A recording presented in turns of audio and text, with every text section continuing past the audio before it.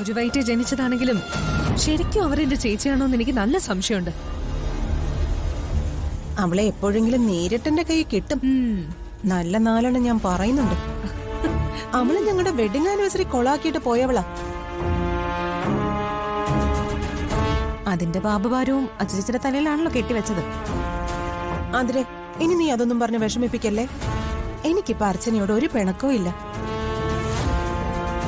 അതിന്റെ കാര്യമൊക്കെ ഞാൻ അറിഞ്ഞു.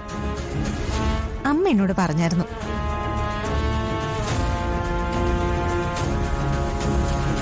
എന്ത്? കോടതിയിൽ കിടന്ന കേസ് വിധിയായ കാര്യം. അതിന്റെ സന്തോഷത്തിനാണ് ഈ സൽക്കാരമൊക്കെ അല്ലേ?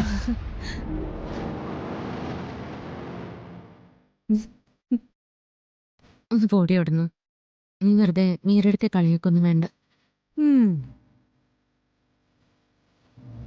ആദ്യ എടുത്തയുടെ കുത്തിത്തിരിപ്പ് കൊണ്ട് എന്നോട് എടുത്തേക്ക് കുറച്ച് ദേഷ്യം ഉണ്ടായിരുന്നേ ഉള്ളൂ. വൃന്ദാവനത്തിന്റെ ഐശ്വര്യ നമ്മുടെ മീരെടുത്ത്.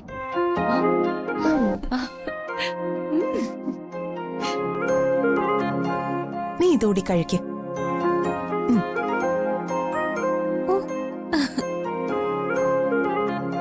വെറുതെ എന്തിനാ നമ്മൾ ആ ഒരുമ്പെട്ടവളുടെ കാര്യം പറയുന്നേ? അല്ല, നമ്മള് ഇങ്ങനെ നിന്നാ മതിയോ? പിന്നെന്ത് വേണം? അവന്തികേച്ചിയെ വിളിച്ച് നമുക്ക് ഈ സന്തോഷം ഒന്ന് പങ്കുവെക്കണ്ടേ?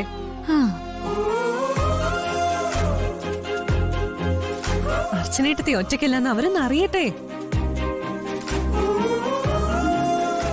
അതെന്തായാലും ശരിയാ. നമ്മളെല്ലാവരും ഒറ്റക്കെട്ടാണെന്ന് അവരെ ഒന്ന് മനസ്സിലാക്കി കൊടുക്കണം. നിങ്ങൾ വെറുതെ ആവശ്യമില്ലാത്തതൊന്നും പോണ്ട. ഇറക്കി വിട്ടവരുടെ പിന്നാലെ ചെന്ന് അവരെ ഇനി ഉപദ്രവിക്കാൻ വേണ്ട. അവരവരുടെ പാട്ടിന് പൊയ്ക്കോട്ടെ. അത് പറ്റത്തില്ലല്ലോ. അവരെ അങ്ങനെ വെറുതെ വിടാൻ ഞങ്ങൾ തീരുമാനിച്ചിട്ടില്ല. നീ വിളിക്കടി.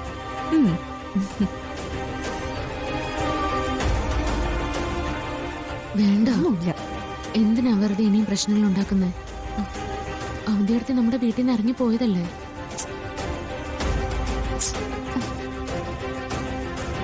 ഏട്ടൊക്കെയൊന്നും മിണ്ടാതിരിക്കേ. അവരെ വിളിച്ച് 2 വർത്തമാനം പറഞ്ഞിട്ടേ ഉള്ളൂ ഇനി ബാക്കി കാര്യം അല്ലേ? നീ വിളിക്കടി.